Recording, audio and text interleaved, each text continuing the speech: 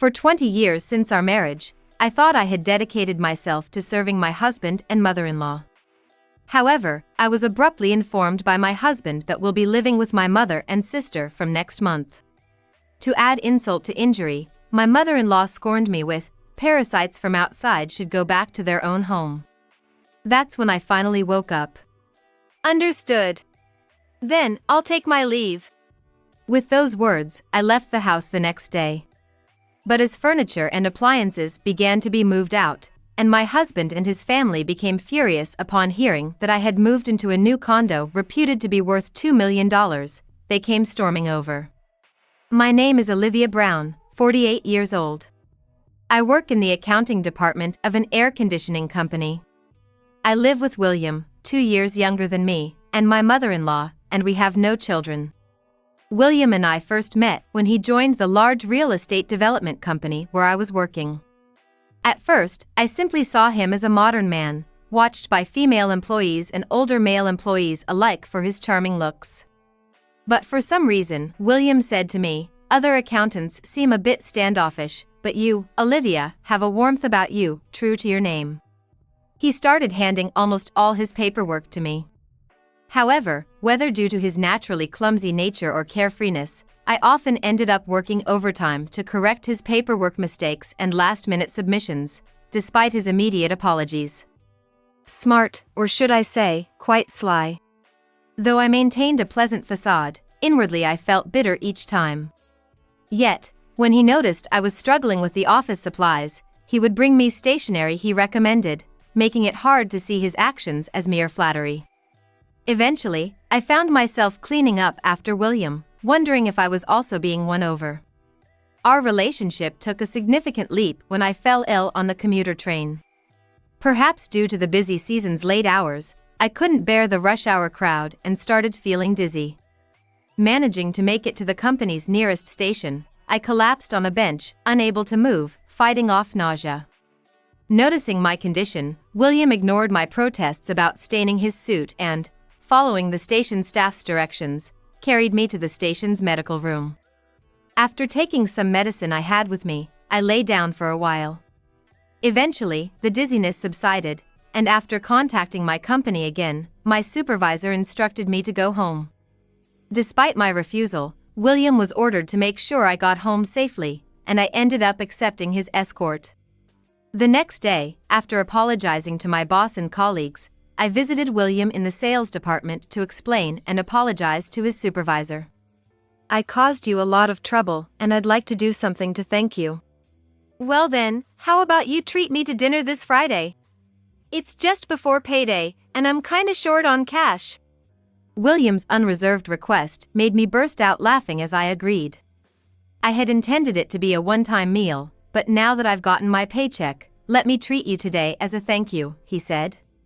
This pattern of thanking each other over and over somehow led to us being regarded as a couple by those around us. But I was the only one who panicked and tried to deny it. William was nonchalant about it. "Hey, there's no need to get so worked up denying it. I don't mind," he said, and just like that, we were treated as an official couple. 2 years later, when I turned 28, he said, "Maybe it's time we got married." It would probably put everyone at ease. And so, we married. I planned to continue working, but having both of us work at the same company felt awkward, and William wanted me to quit, which I hadn't expected. "You're getting on in years, after all. Wouldn't it be wiser to focus on having children first?" he said, and even my mother-in-law strongly suggested the same, leading me to resign. Moreover, although I had a preference for living areas if we were both working, the conversation about living with William's family came up. William's father had passed away 10 years ago, and since his sister, Mila, married and left home 3 years ago, William and his mother had been living alone. While I expected us to live together eventually since William is the eldest son, the idea of starting right away was daunting.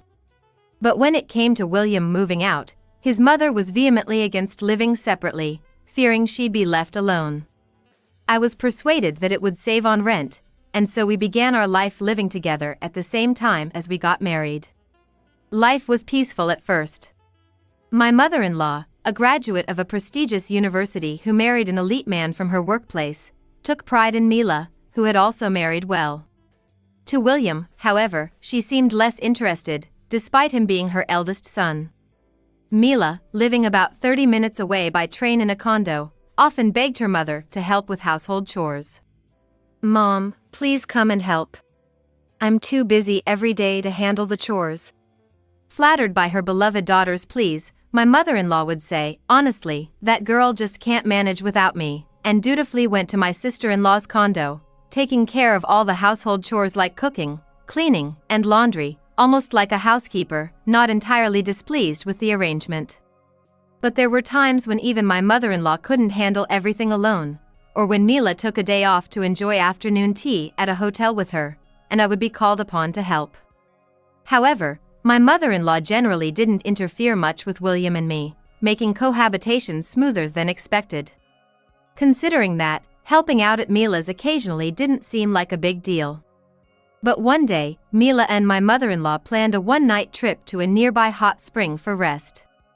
They asked me to tidy up Mila's house during their absence. They said it would be bad to inconvenience the husband while they're away, so could you clean and do the laundry, and prepare some meals in advance?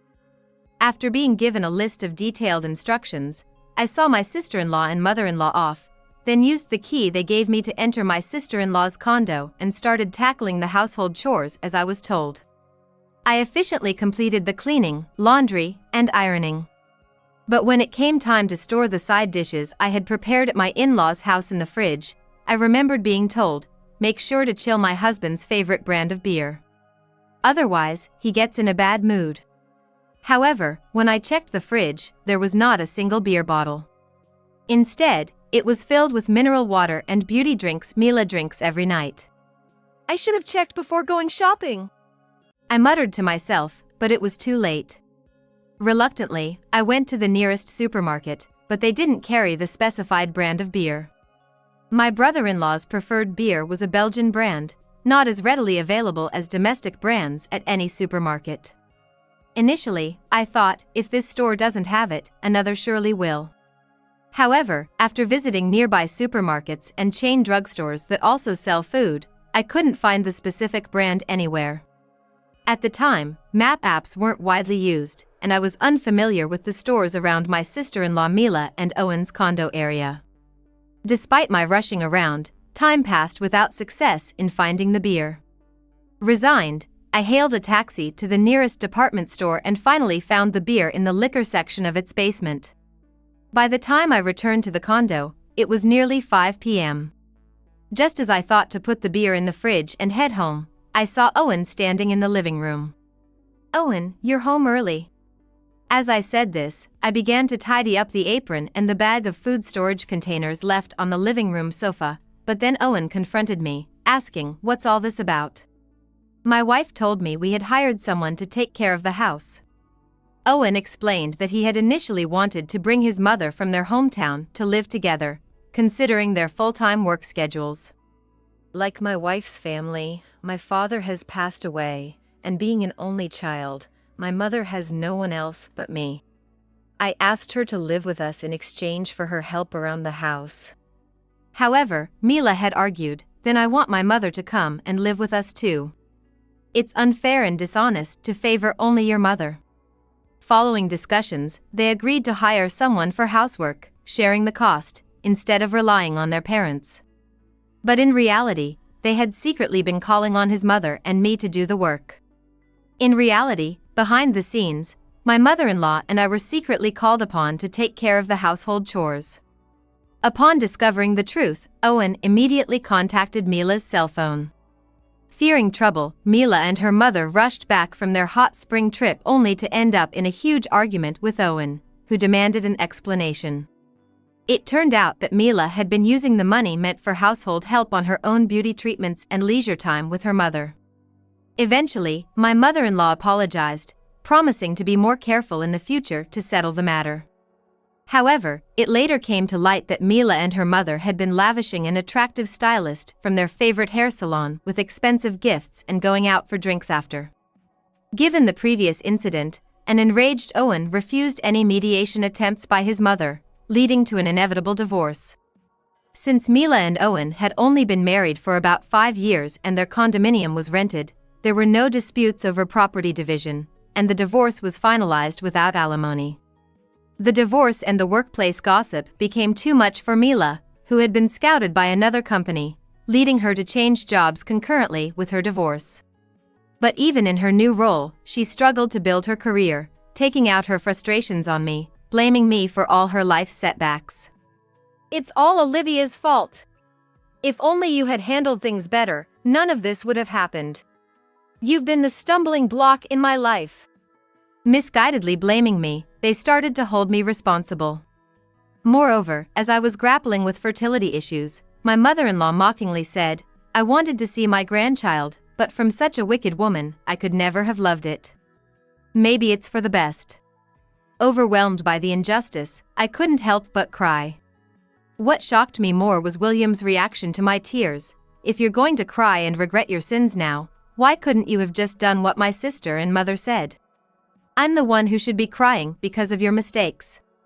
Hearing that, I felt so devastated I almost stumbled. Because William's words meant that, despite everything, he genuinely believed it was all my fault. Essentially, there was no one in this house on my side.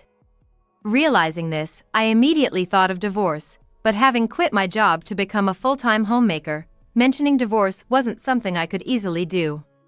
While returning to my parents' home was an option, moving back unemployed and imposing on my brother's family, who lived nearby, seemed unbearable. Plus, finding a job in the countryside that could support me was likely an insurmountable challenge. So, I resolved to endure the bitterness and focus first on securing my financial foundation.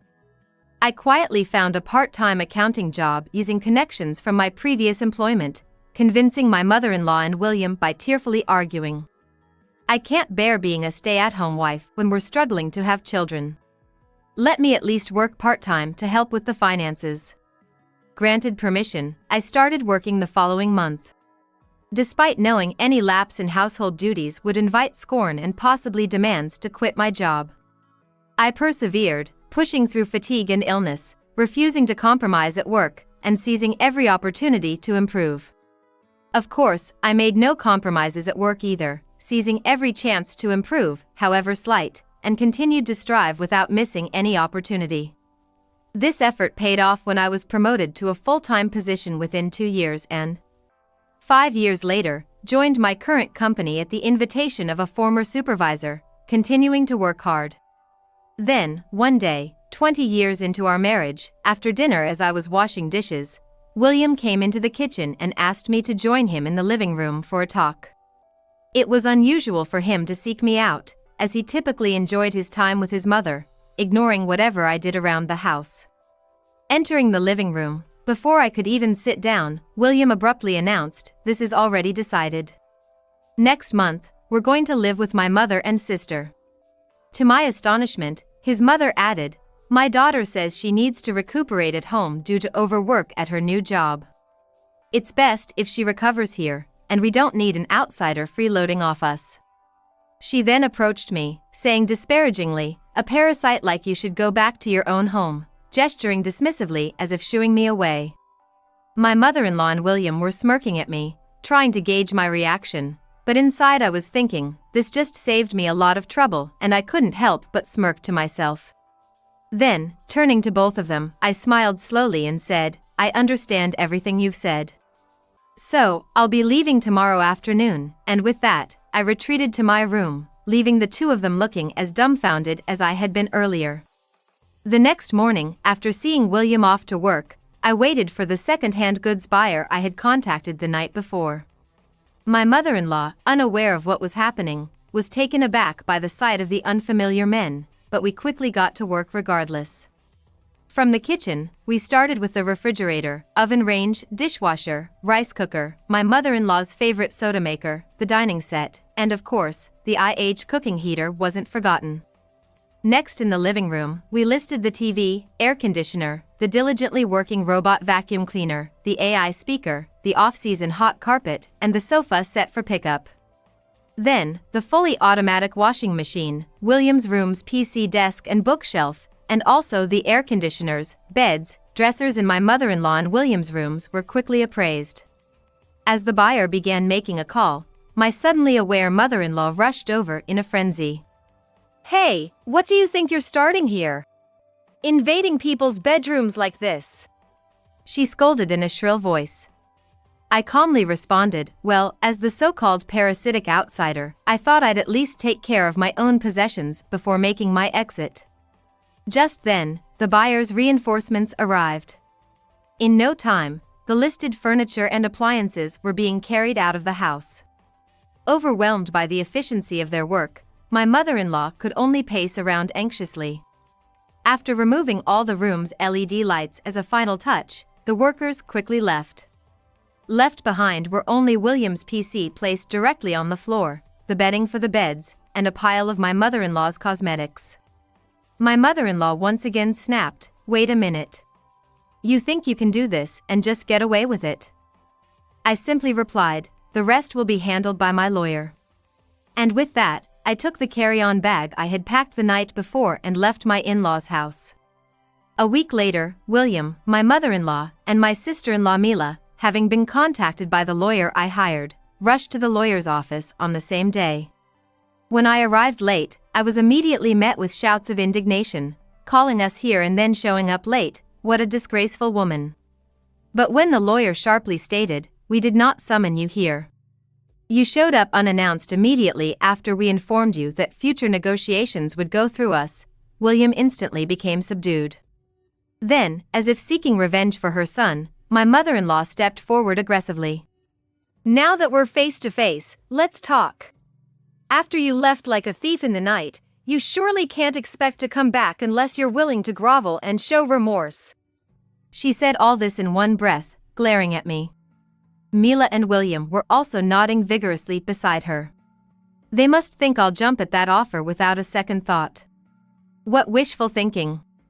At my signal, the lawyer smoothly began. "Of course, Olivia has no intention of returning. The discussion moving forward will revolve around signing the divorce papers, property division, and alimony."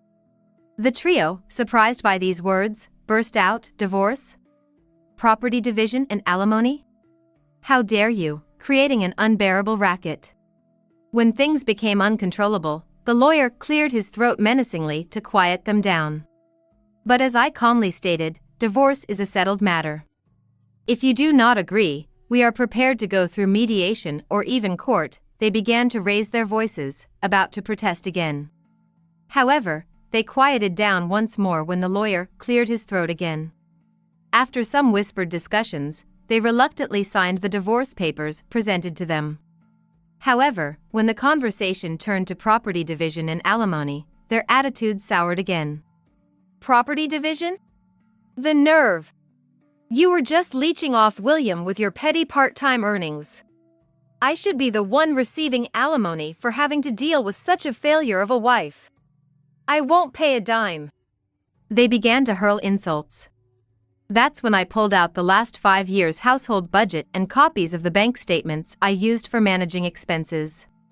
Initially, William and my mother-in-law didn't understand what was going on, but as the lawyer explained with the copies in hand, their faces grew pale.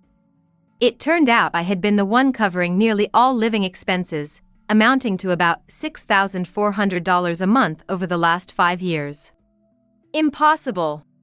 I've been contributing $3,000 a month to our finances." William protested, but against his $3,000, the monthly repayment for his and my mother-in-law's credit cards was nearly the same at $2,840, effectively making his contribution null. Effectively, even though money was deposited from the salary account, it just went in one side and out the other. In exchange, the $6,400 deposited from my salary account was merely covering the remodeling loan, William and the mother-in-law's credit card loans, groceries, utilities, and all appliance loans. For the past 5 years since Olivia took the position of accounting manager at her current company, she has been redirecting almost all of her income to the household expenses. The total amount comes to about $380,000. To call someone who has contributed so much a parasite, isn't that quite the treatment? The three of them were flipping through the copies with wide eyes, but what the lawyer stated was an undeniable fact. Realizing their disadvantage, the mother-in-law suddenly softened her tone. "Hey, Olivia, we were once wife and husband, mother-in-law and daughter-in-law, and sisters-in-law. Shouldn't we stop fighting and peacefully go our separate ways?" Her voice was smooth as silk. Sensing victory, I replied, "Indeed. Besides, I impulsively sold all our furniture and appliances the other day. Let's both act like adults and part ways amicably." Saying that, I asked the lawyer to draft the divorce agreement. We explicitly stated in the agreement that both parties would waive rights to property division and alimony.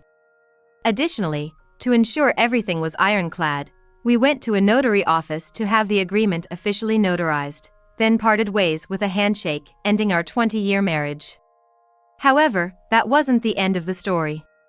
2 months later, my phone was bombarded with messages from the mother-in-law and William on the only social media account I hadn't blocked them on. Initially, I ignored them, but the incessant notifications became unbearably annoying.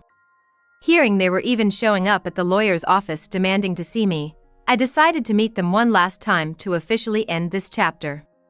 I arrived a bit early for the scheduled meeting, but William and the others were already there, seemingly more agitated and poorly dressed than before.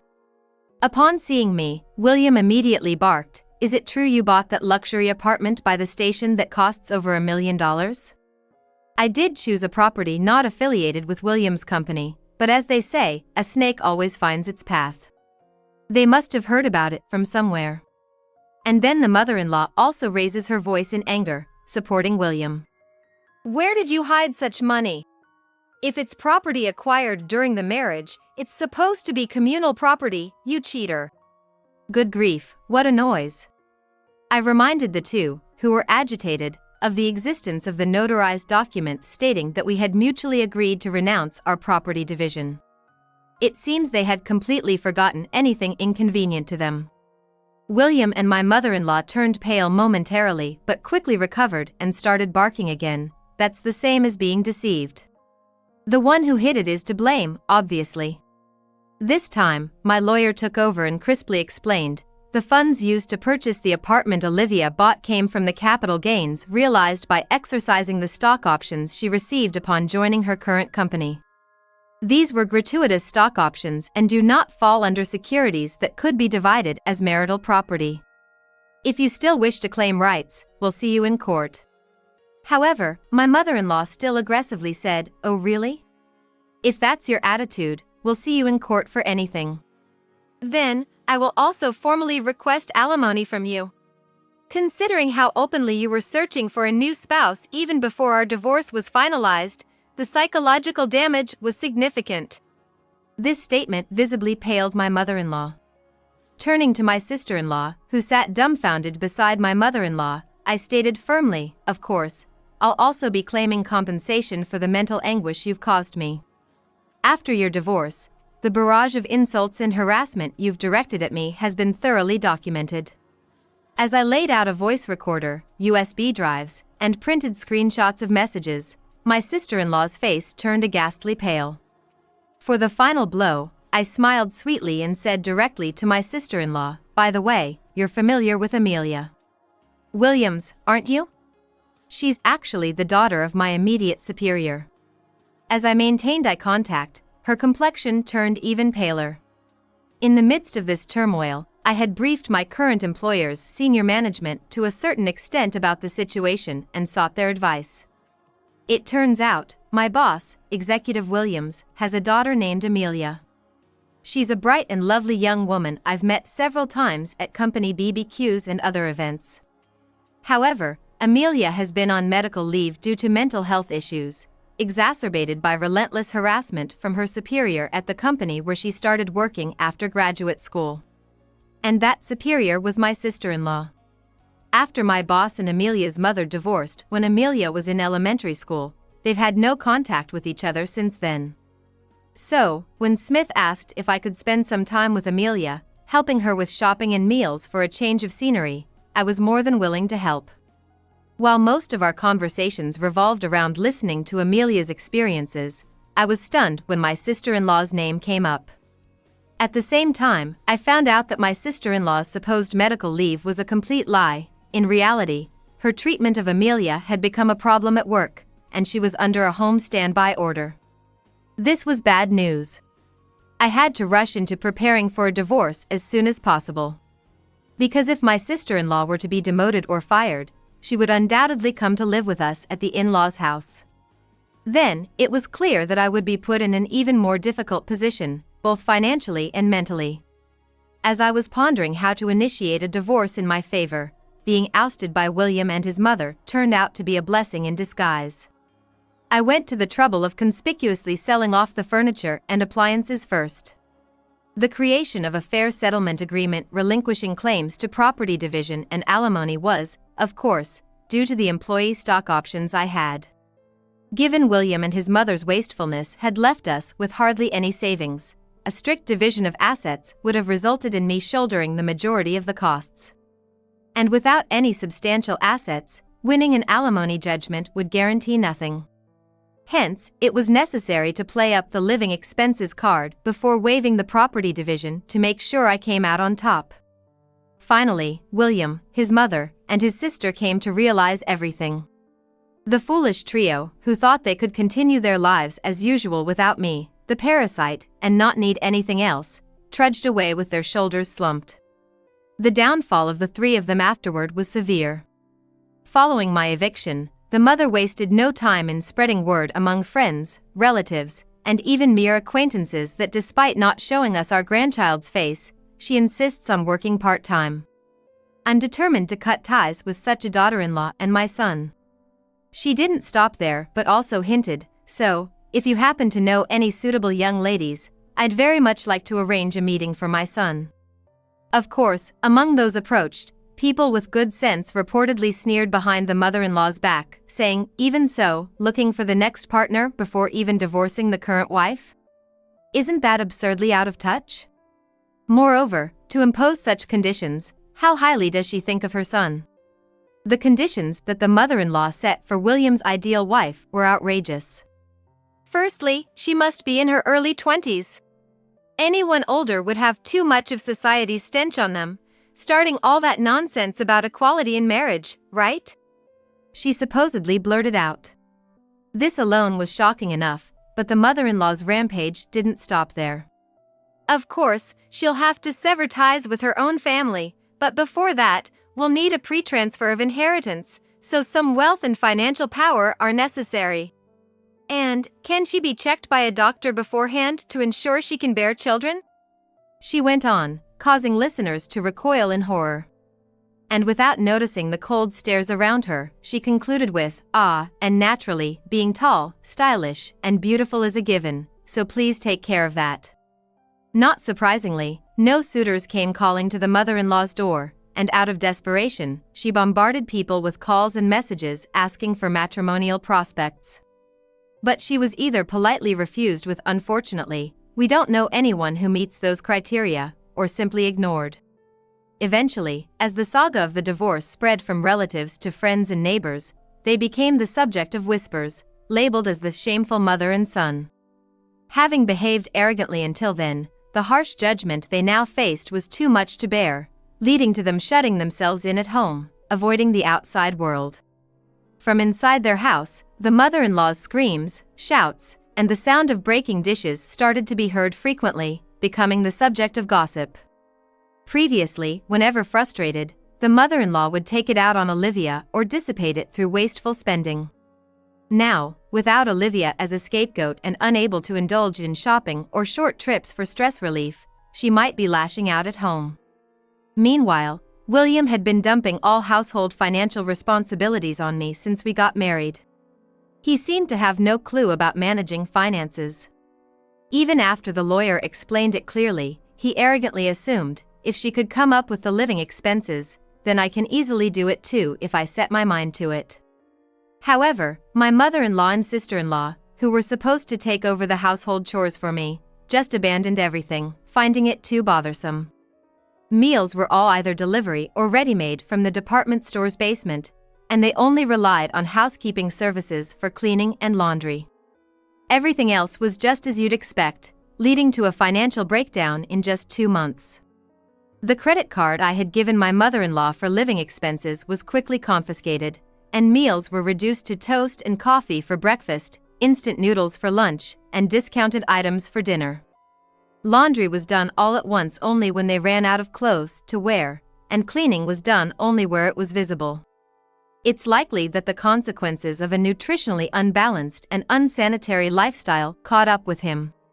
William, who was once praised for looking younger than his age, gained an unhealthy amount of weight, his skin broke out, and his hair became greasy, losing his once handsome aura. Apparently, he became unsuitable for his client-facing sales role due to his uncleanliness, leading to a barrage of complaints from clients. As a result, he was moved to a back-office job, his salary was cut, and he started sending emails and calls to the lawyer saying, "I've seen the light. I was deceived by my mother and sister. I want to cut ties with those toxic relatives and start over." But as per our previous agreement, the lawyer firmly refused any communication, warning that any attempt to approach my workplace or new home would be reported to the police, effectively ending any further contact. Amelia, the other key player in this saga, was furious upon hearing everything from me, exclaiming, "What is that all about? I thought Mila might have learned something from our situation." Blaming her divorce on Olivia and continuing such harassment, she really is that kind of person at heart. After contacting her company, where she had been on leave, to express her intention to resign, she was called in and asked about the reasons for her decision. There, Amelia declined by saying, "This is a personal matter and doesn't directly relate to company operations." However, she then went on to spill everything about this incident to human resources and administration. After ensuring that those present were taken aback by her story, Amelia stated, "Even regarding my own situation, there must have been areas where I was not perfect. I had hoped we could come together, learn from each other, and strive for the company's betterment if there was genuine remorse. However, I cannot see that happening." She firmly declared this before submitting her resignation, adding, "Working under her again would be a mental health hazard for me." Amelia smoothly transitioned into resignation. She was able to find a new job at a competing company that allowed her to work remotely until she fully recovered.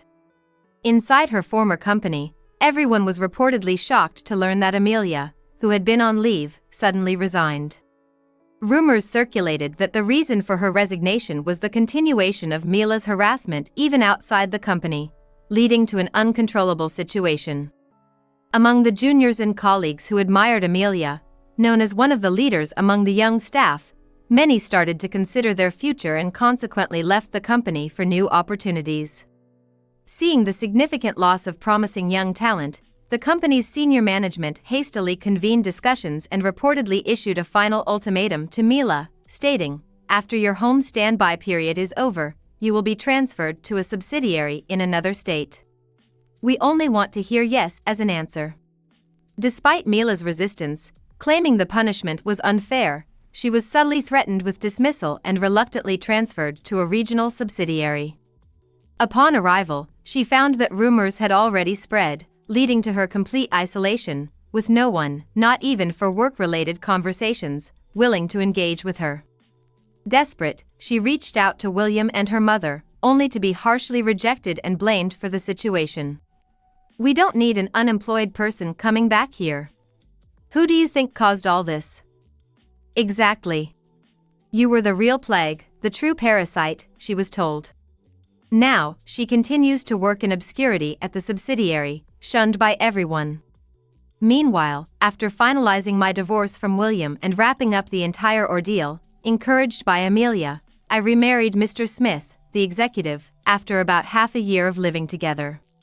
Despite my initial reluctance, considering my 20-year marriage with William, Amelia convinced me by saying, "I know I'm his daughter, but marriage can be a wonderful thing depending on the partner. Dad might be older, but he's a real catch." Indeed, I've found more happiness and laughter in this short time with Mr. Smith and Amelia than in the decades with William. Having the freedom to live authentically and share that with a partner is truly a blessing. Sometimes, I think if only I had made the decision sooner, I might have some regrets. But dwelling on the past and wasting the time that remains seems far more wasteful. Moving forward, I'm determined to cherish the peaceful life with my new husband and daughter.